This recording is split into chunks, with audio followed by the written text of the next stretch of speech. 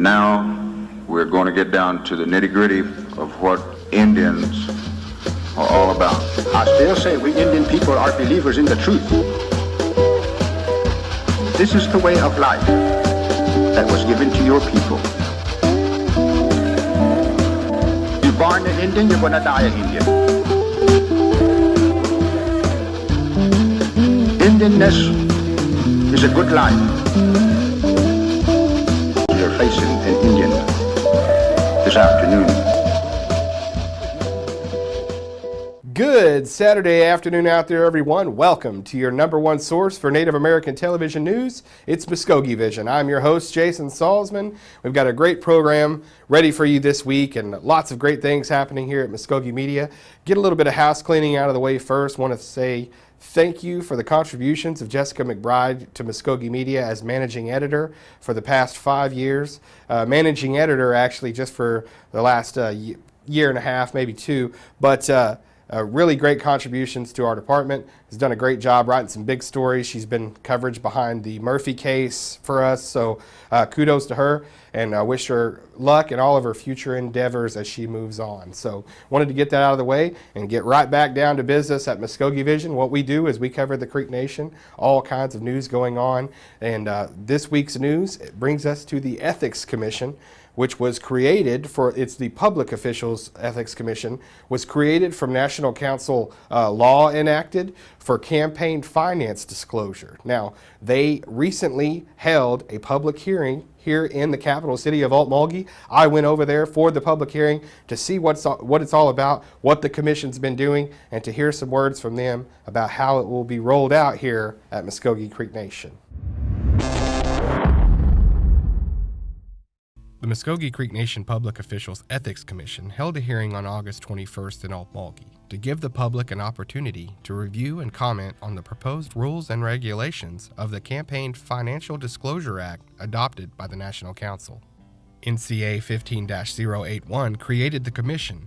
It charged them with proposing rules and regulations to govern the campaign finance disclosure of candidates, established contribution limits, established a time frame for reporting, provided penalties for failing to report, and called for the public availability of reports.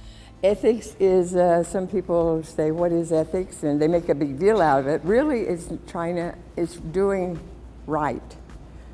Understanding you have a moral obligation to do things right, to be fair. If you think of when you got a spanking, you know why you got a spanking. It's because you did something that you shouldn't have done because there was a rule in place. So, that's what we're about. The Ethics Commission is set up to administer the Campaign Finance Disclosure Act. That means that any candidate running for a public office within the Creek Nation is going to be required to do certain things. And part of that will help us as Creek citizens to better understand our candidates and the quality of candidates we have. And as Shirley mentioned, it's all about just doing the right thing. That's what ethical behavior means. So I just want to lay kind of some ground rules tonight. And I know we got a small crowd, but what we plan on doing is giving any person an opportunity to ask questions for 5 to 10 minutes. And try to provide you answers, and that's why we have our attorney here. And then after that, if we have time left, and you can ask more questions. So that might be the case this evening. So this is all about receiving input from you, not necessarily us providing input to you and dictating the whole meeting. Attorney Chandler Torbett, a Muskogee citizen serving as general counsel for the commission, provided commentary on how campaign financial disclosure will work at MCN. What we're doing here and what the council has done in enacting this legislation is allowing our tribe to take a huge step into the future, out ahead of a lot of other tribes who don't have these things in place, and take affirmative steps to protect our elections and the integrity of our elections, which in my mind protects our sovereignty. It allows us to make the decisions for ourselves not outside influences that would want to come in and try to exert power or influence over the decisions that we have to make. So first, the key players, and I don't know if I'm blocking that. The key players, obviously the candidates. And to start on the candidates, the candidate reporting requirements don't kick in until a candidate has received or spent $500, which there's a lot of tribal elections that may not happen in. And if that's the case, there's no reporting requirements. If a candidate doesn't spend or take in up to at least $500 in aggregate donations, there's no obligation to file, there's no obligation to create a candidate committee with our office and report any of that. So the next thing is the candidate committee. Upon raising or spending $500, every candidate has to form a committee with our office. And that committee has to have a separate bank account that keeps their donations and expenditures. All money goes in and out of the same account. That way, if we need to make an investigation, we have one bank account that we need to go look at to make sure that everything is how they're reporting it on paper. Ballot question committee. That was another thing that we had to kind of discuss and address. Initiatives and referendum. We all feel that that's something that's going to be becoming more and more important as we progress into the future. So we wanted to make sure that there was an avenue in place for people who want to support or oppose a certain initiative or referendum to be able to create an organization and spend money doing that. So ballot question committee will operate just like a candidate committee, but it will support an initiative or referendum rather than the candidate himself or herself. The investigators. So as a commission, the commission is tasked with investigating complaints. A complaint can come from any source. And if we'll do a preliminary investigation to determine whether or not a complaint has merit. If it turns out the complaint does have merit, we can hire, as a commission, can hire investigators to do a formal investigation of that complaint and see if in fact a violation did occur. The Attorney General plays a role in this process. If our formal investigation, if we get to the end of that and it seems after a hearing and after going through all the due process, it seems that a violation has occurred, we are empowered to refer those violations to the Attorney General's office for criminal prosecution. The commission is here today, and then the election board. The election board is actually, they administer the actual elections. So we have a completely different task and a completely different duty than the election board. They determine qualifications for candidacy, all of that stuff. We just deal with the financial part of it, and then if elected, again, more financial parts of it, but in elected officials taking donations from employees or something like that.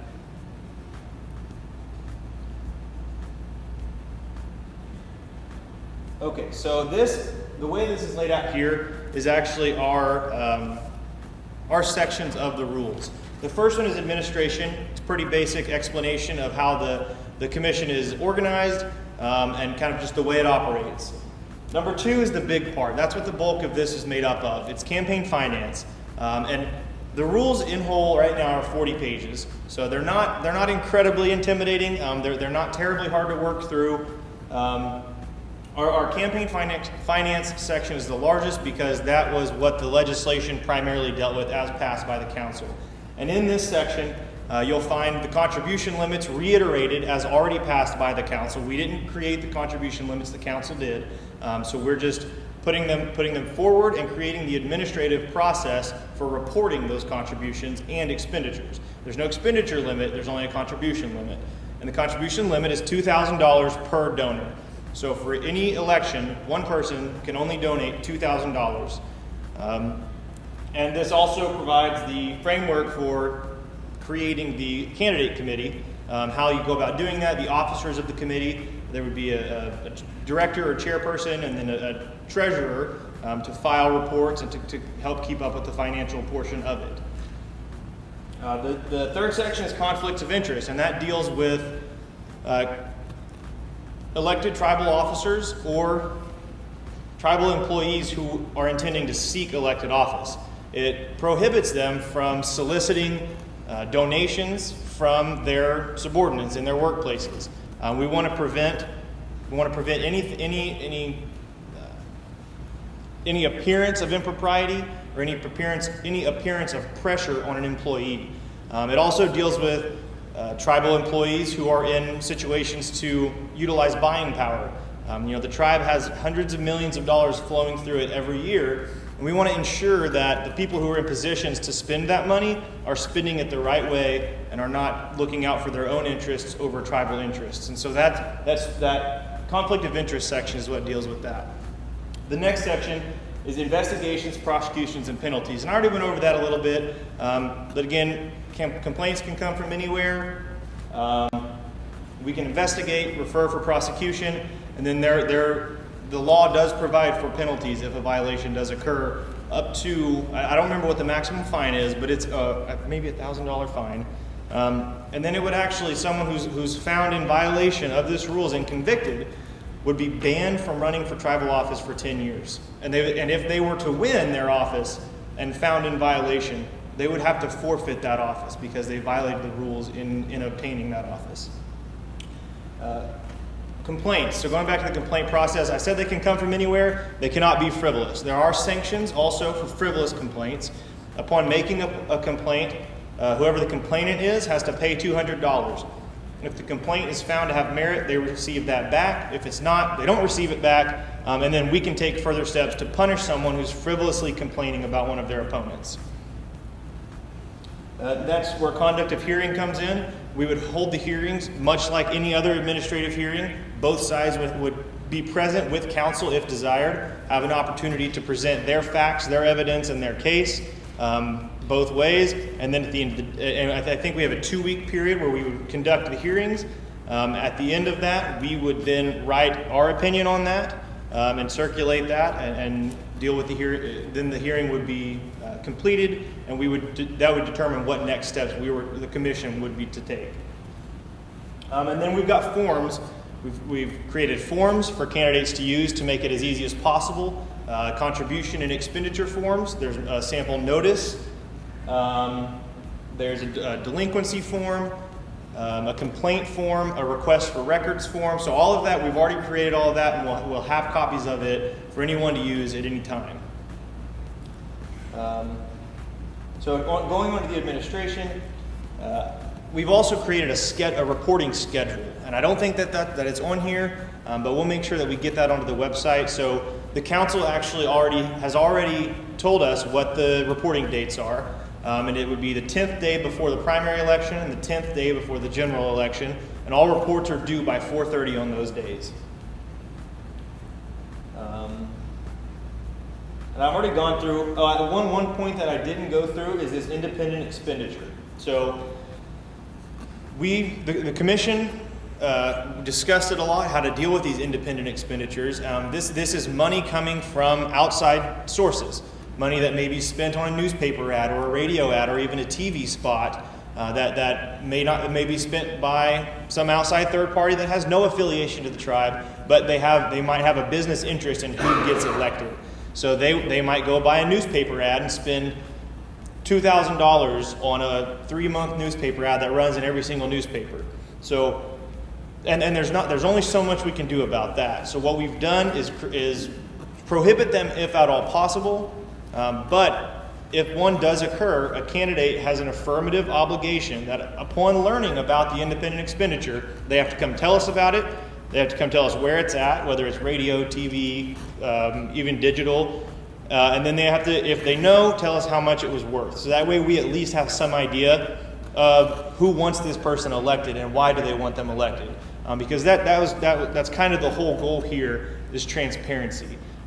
In undertaking to do this, our whole goal the whole time has been to make it as simple as possible. We don't want to prohibit anybody from running for office. We want everyone to run that wants to run. But tribal citizens have a right to know who's supporting candidates and who wants them elected.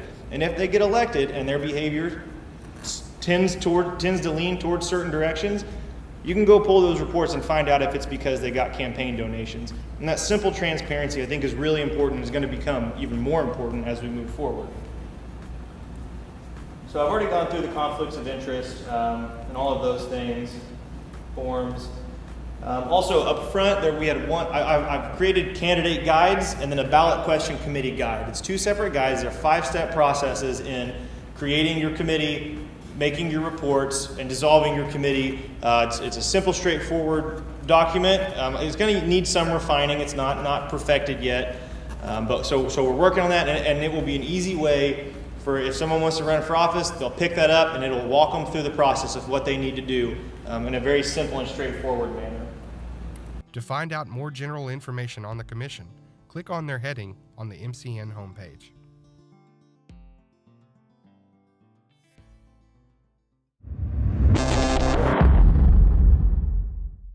And I want to thank all the commission members there, Jerry Wilson, Darlene Tarioli, Ms. Shirley Almarigi, and of course the General Counsel there, Mr. Chandler Torbett, and giving us a great explanation of what this is going to look like and really what the parameters of it are, how it works, and how it will be put into place, put into action here at Muskogee Creek Nation. And I think it's a great thing. So we'll continue to cover that as they have more meetings and everything like that. And you can go on their site on the Creek Nation homepage and learn more information about that, as I said at the end of the story.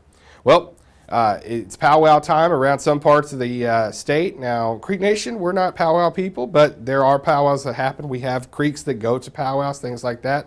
The powwow going on up in Tulsa, it's a big one every year, and Mr. Kevin Barnett here from Muskogee Media, one of our reporters for the paper, and he definitely contributes to Muskogee Vision here. He went up and filed a story on the Tulsa powwow.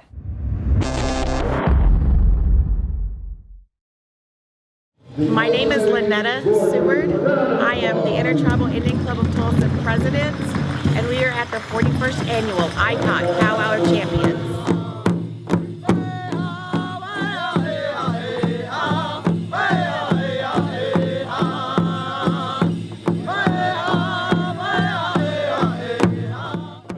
Indian Club of Tulsa is an organization, and we seek to educate and enlighten about our culture. We are happy to share our culture, because if we don't share it, who's going to? Over 10,000 people come through the doors over the course of the weekend, and that not just for the powwow, but to visit our multitude of vendors. This is Chris Crosby's Purple Coyote. I've been in the Indian jewelry business my whole entire life. My forte is jewelry, turquoise and silver, and then we also do native print.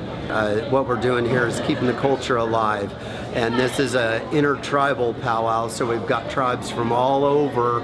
I've even seen some people here from Canada today. So, it's wonderful to get everybody together, very family orientated. The kids are all running around playing together, great food. So just the experience of the Native American culture from all tribes, which is awesome.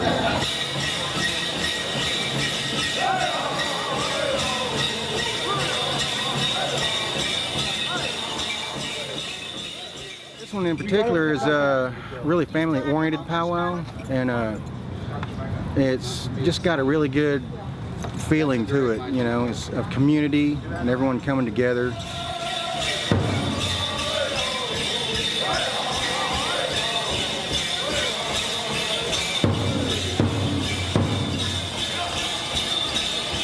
This organization that holds this powwow is a big family. The same families run this powwow for 41 years, and they're really community oriented, and they reach out and they want members of the community to come out and help them and support them, and try to make this powwow bigger and better every year.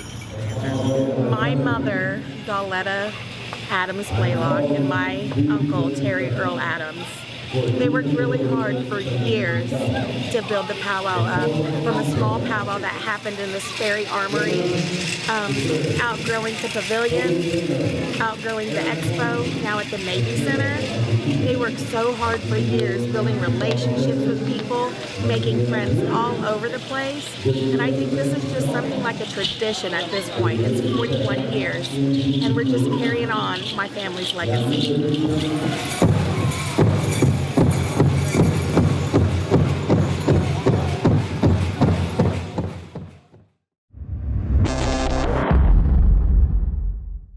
All right, in our last feature this week, we go into the vault, some archive material from 1989. This is called Getting a Head Start. Some of you 30-year-olds, you might be included in this old footage.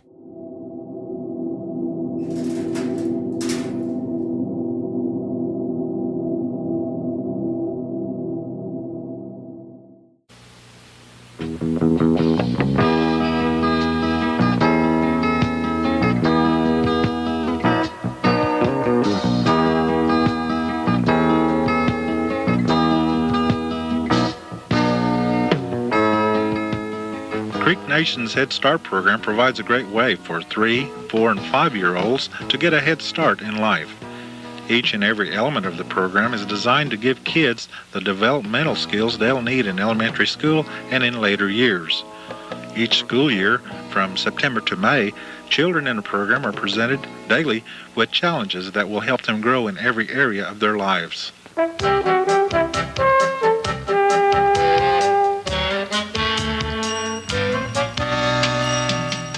A typical Head Start day begins at 9 a.m. when the school bus arrives at the center and unloads its precious cargo.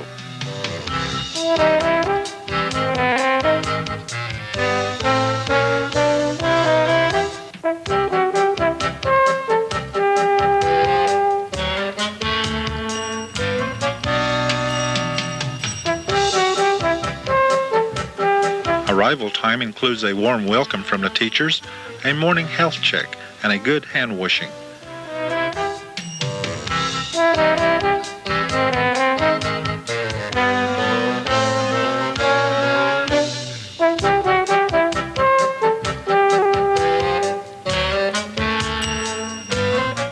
Then it's off to the dining hall for a hot, nutritious breakfast.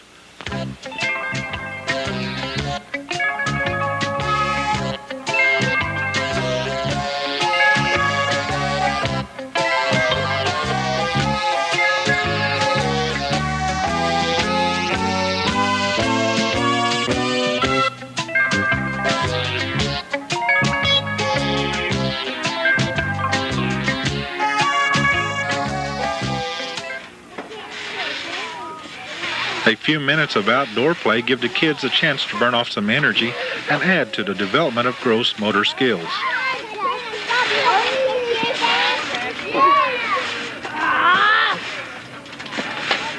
Cognitive skills and language skills are part of the fun during morning indoor group activities in the circle.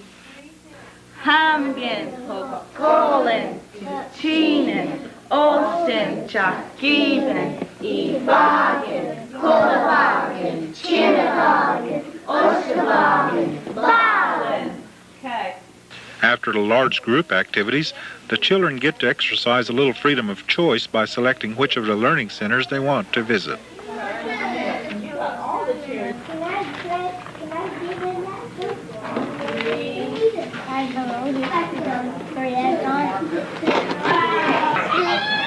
A wide variety of fine motor skills, self-help skills, and social and emotional skills are developed during Learning Center activities as well as throughout the day. At 11 o'clock, everyone participates in cleaning up the learning centers and getting into some more good old-fashioned outdoor play. At noon, a nutritionally balanced lunch is served, immediately followed by vigorous toothbrushing. The afternoon begins with music activities in the circle, including singing, dancing, and exercising to the music.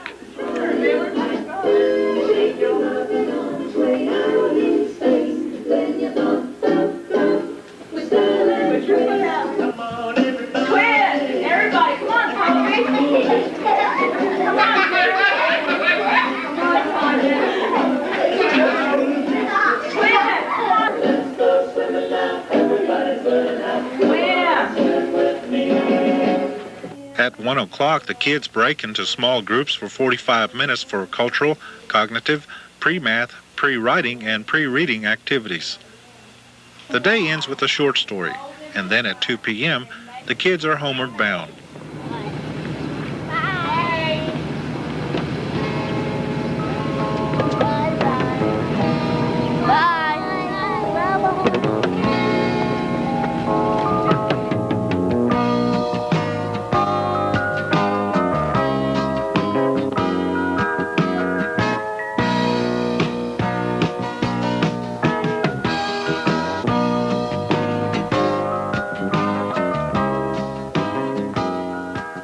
In April, near the end of the Head Start calendar year, the Little Olympics are held at the Tribal Capital Complex in Okmulgee.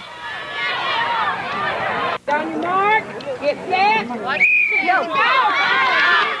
All 4 Creek Nation Head Start centers participate in the games, which feature lots of running, jumping, and bouncing. Every little athlete who completes an event wins a ribbon, and each Head Start center takes home a trophy. There are no losers in this event.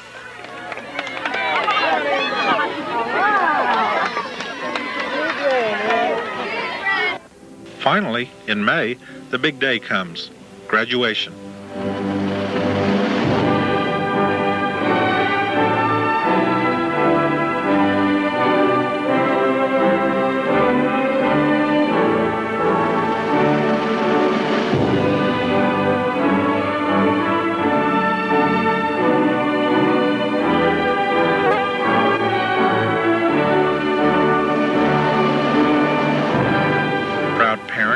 Teachers and program administrators celebrate the end of a hard year's work while promoting a sense of the pride of accomplishment in their youngsters.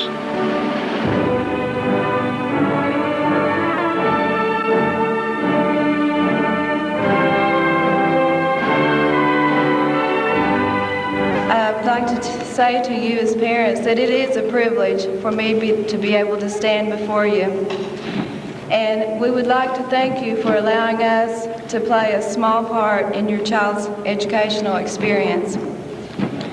We've strived to make this a very positive experience for your child.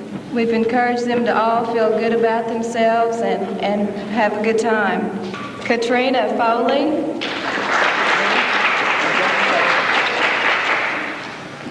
Toby Watashi.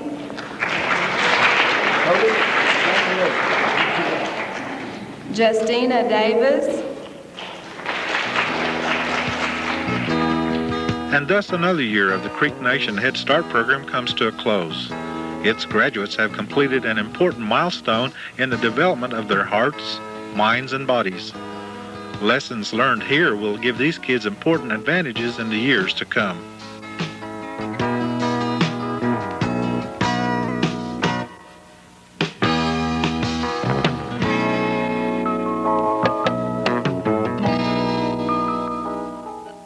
Well, that's going to wrap up another episode of Muskogee Vision. I want to thank everybody out there for joining us here on the CW19. If you can't join us here and you're out of our area, and a lot of you are on our online channel, just hit that red subscribe button on our YouTube channel. Check out Muskogee Vision whenever you'd like and whatever you'd like. So it's all right there for you. For Jared Moore, I'm Jason Salzman. We'll see you guys next time.